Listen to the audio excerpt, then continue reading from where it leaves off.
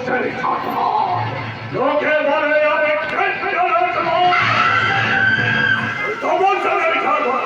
চন্দ্রনাথের খুলে বদলা আমি নেবই। ওকে আমি ফাঁসির দড়িতে ঝুলে থাকবো। আপনি একদম চিন্তা করবেন না। ও যতই ছদ্মে চিন্তা গেল ওখানে আড়ালে ওর মুখে স্পষ্ট দেখা গেছে। ওখানে আড়ালে মানুষটাই যে ব্যাপারটা আমার তো এক কথাই তুমি তো শুধু ফাঁকা বাড়িতে যাচ্ছ। দুদিন পার হয়ে গেল এখন সে বলতে পারো তোমার সব সরকারকে ধরে আনতে পারলে না। তবে যাও তোমরা দুজন মিলে গিয়ে তাকে ধরে আনো। এই সরকার একদম মেজাজ দেখাবে না। বলে দেও না আমি তোমাকে সামান্য সে ভয় থেকে ওসির চেয়ারে বসেছে। আমি এতদিন পাশে ছিলাম বলে আপনি ভাল চান্দ ভুল ধর্ষণ করে বহাল তবিয়াতে নেতার আসনে বসে আছে সেটাও আপনি ভুলে যাবেন না। এই সরকার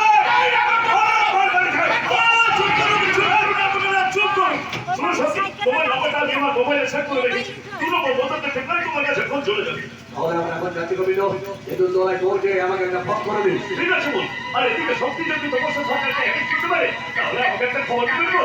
আমি সঙ্গে সঙ্গে ফিরে আসবো। না আমি ওই তো কিছু করবো না।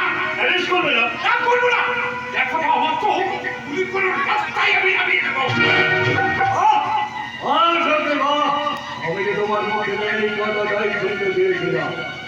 তুমি যদি তোমার সাথে খতম করতে পারো তাহলে আমি তোমাকে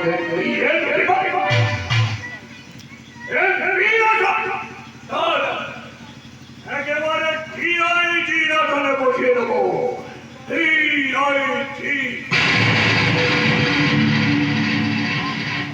আমি হব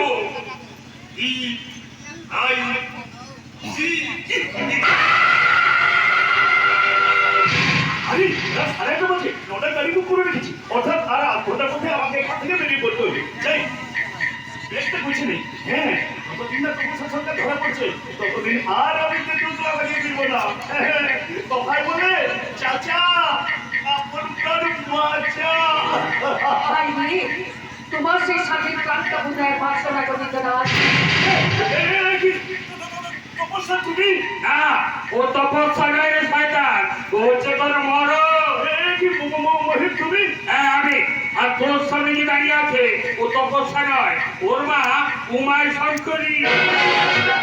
শঙ্করী? হ্যাঁ নন্দলালকে তপস্যা বলেনি মেরেছি আমি। তুমি মেরেছো? কিন্তু কেন?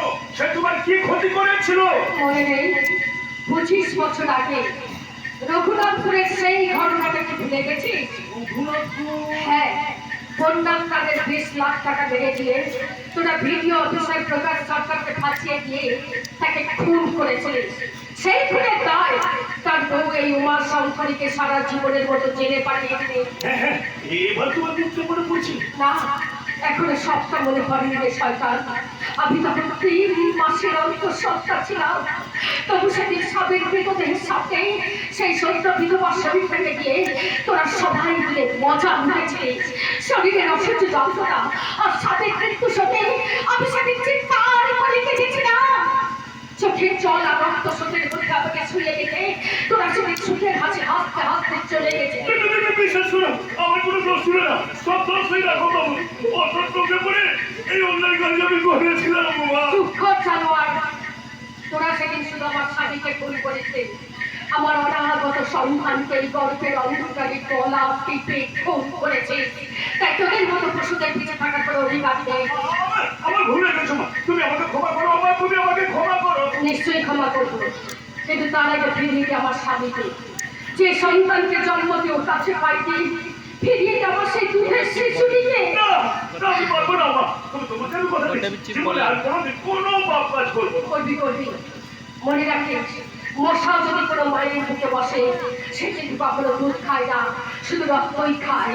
তাই তোদের মতো রক্ত চোষা খেতে নিজের হাতে খুন করবো। আমার গায়ে হাত দিলে তুমিও কিন্তু বাঁচবে না আমার। তুমিও বাঁচবে না। ফোন করার চেষ্টা করলে তাহলে আমি তোকে গুলি করে মারবো। না আমাকে তুমি ছেড়ে দাও। আমাকে তুমি ছেড়ে দাও। না ওকে করে বসাও বসাও।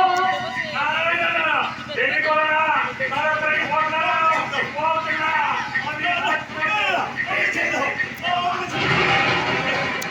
আমাকে মারলে তুমিও কিন্তু বাঁচবে না বাবা। আমি সত্যি ব্যানার্জিকে মিস করে দিয়ে দিয়েছি। 2 মিনিটের মধ্যে সেখানে সে হাজির হবে। সর্বনাশ হয়েছে মহিন্দা, সর্বনাশ হয়েছে। ওরা নিশ্চয়ই এই পথ দিয়ে আসবে। ওকে ভেতর নিয়ে চলো মহিন্দা।